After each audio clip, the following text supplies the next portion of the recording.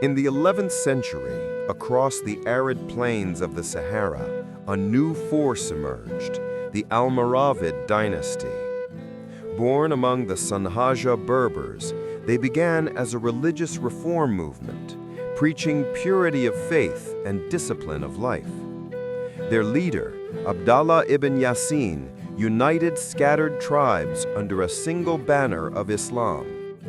What started as a small desert brotherhood soon transformed into a militant empire. From the dunes of Mauritania to the oases of Morocco, the Almoravids forged unity through faith and the sword. Their rise marked a new chapter in the story of medieval North Africa, one driven by conviction, courage, and an unyielding devotion to Islamic law.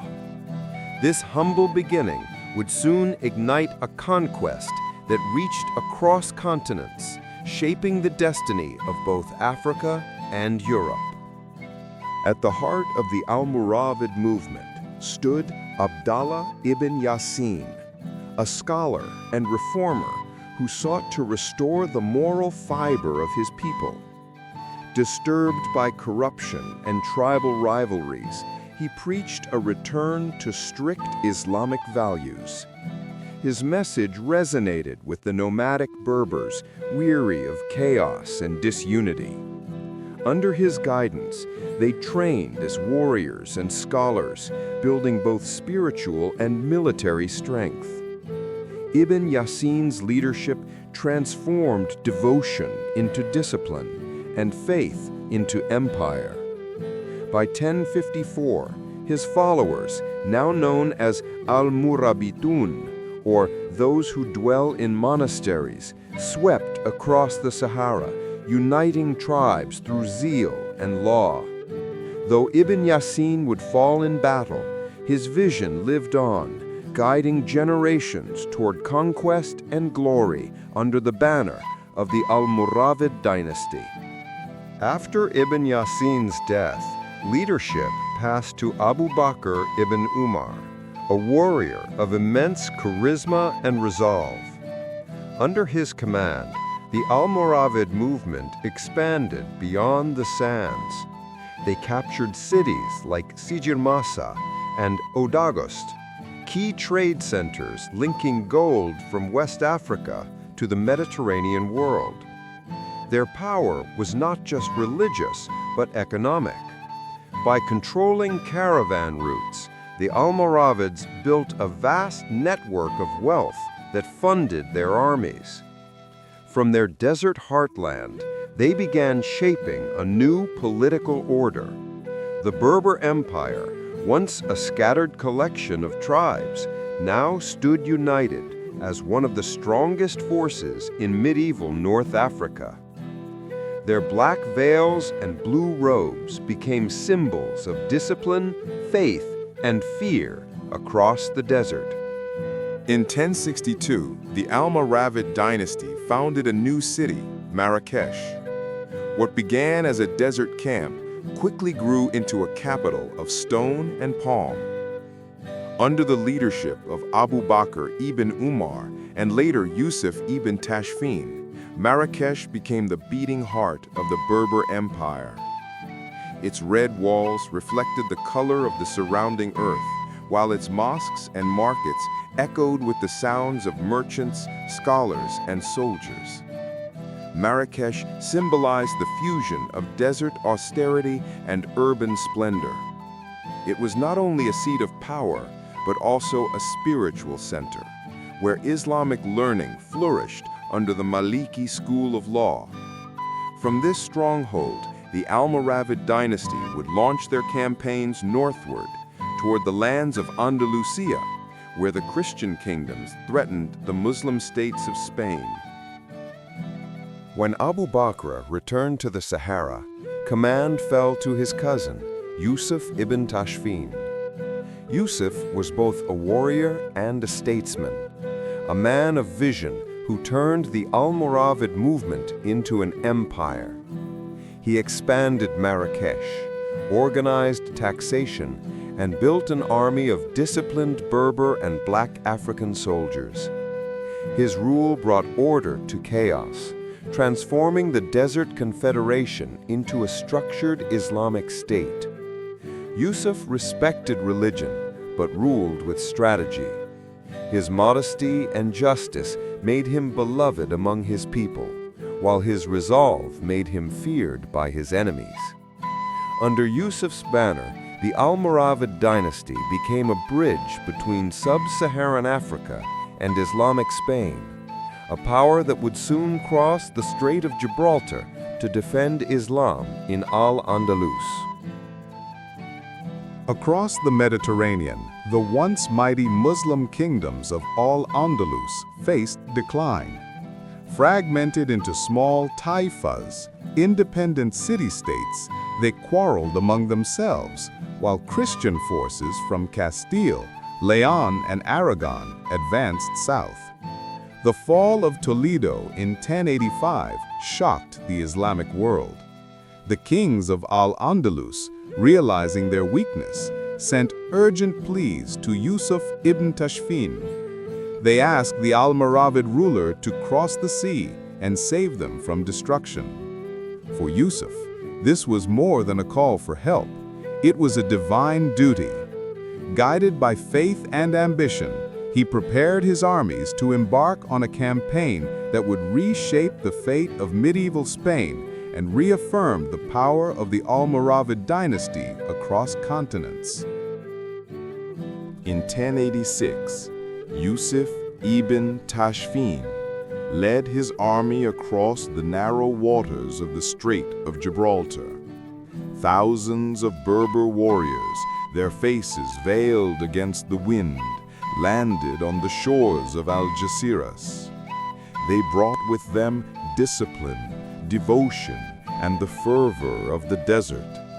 Their mission: to unite the divided Muslim princes and confront the rising Christian kingdoms of Iberia. The crossing marked more than a military campaign. It was the meeting of two worlds, the African empire of faith and the fragmented Spanish kingdoms of ambition.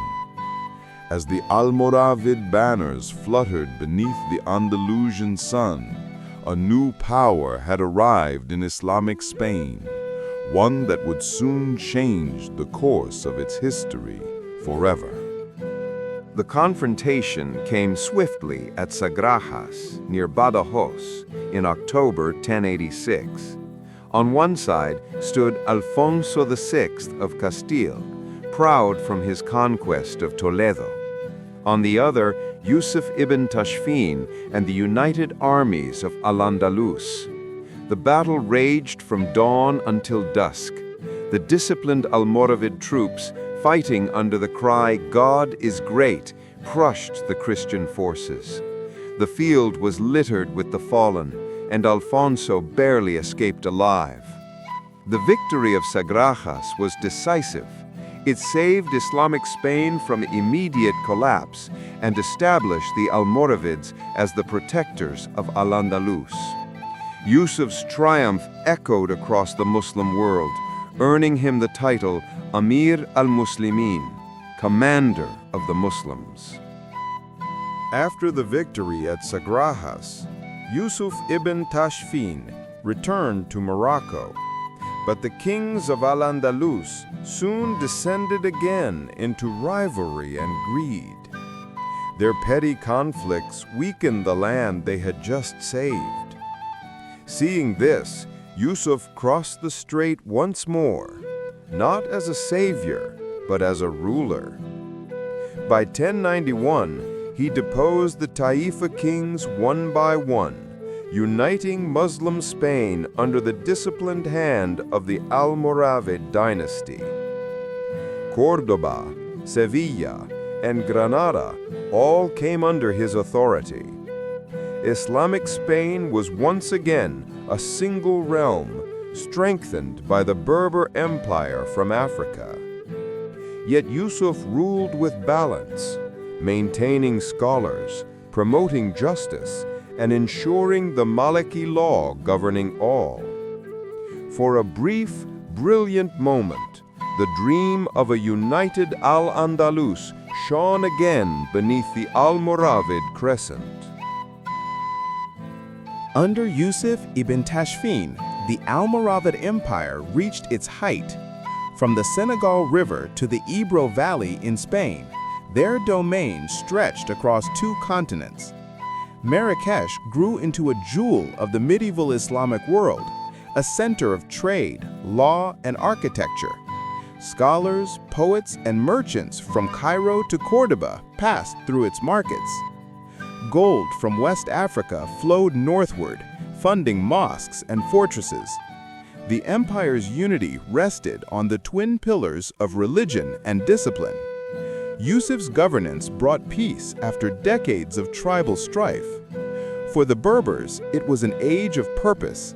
For Spain, a time of protection. For North Africa, a new sense of Islamic identity. The Almoravid dynasty had transformed faith into empire. Yusuf ibn Tashfin ruled for nearly half a century. In his later years, he was revered as a wise elder, a man who had united tribes, built cities, and defended Islam. When he died in 1106, he left behind not just an empire, but a legacy of faith and governance. His death marked the end of an era of stability. His son, Ali ibn Yusuf, inherited a vast realm, but one fraught with challenges. The Christian kingdoms in the north grew stronger, and within the empire, new generations began to forget the discipline that had built it. The desert simplicity of the early Almoravids began to fade beneath the luxuries of Andalusian life. The age of expansion was over. The age of testing had begun. Ali ibn Yusuf faced a world far different from his father's. Though pious and learned, he lacked Yusuf's military vigor. Under his rule, the Almoravid dynasty struggled to hold its vast territories together. Revolts broke out in Al-Andalus as local governors sought independence. Meanwhile, the Christian Reconquista gained momentum, capturing key fortresses and pushing southward. Ali focused on architecture and scholarship, completing the great Almoravid Mosque in Marrakesh. But the empire's frontiers began to crumble. The Berber warriors who once conquered the desert now found themselves defending cities against relentless enemies. The balance between faith and power began to tilt, and the empire's unity started to unravel. In the Atlas Mountains, a new movement began to rise, the Almohads. Led by Ibn Tumart, a charismatic reformer, they accused the Almoravid dynasty of moral decay and religious complacency. Preaching a return to the true faith, they rallied tribes with the same fervor the Almoravids once had.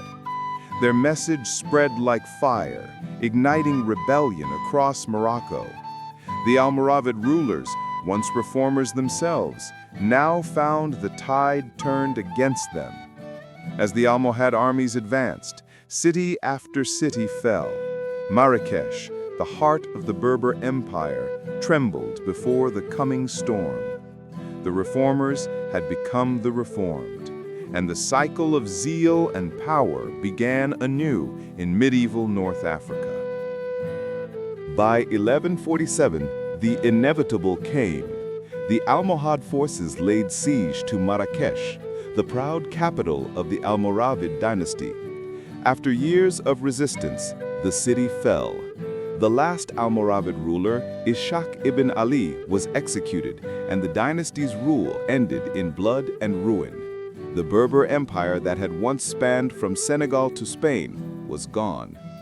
Yet even in defeat, their legacy endured.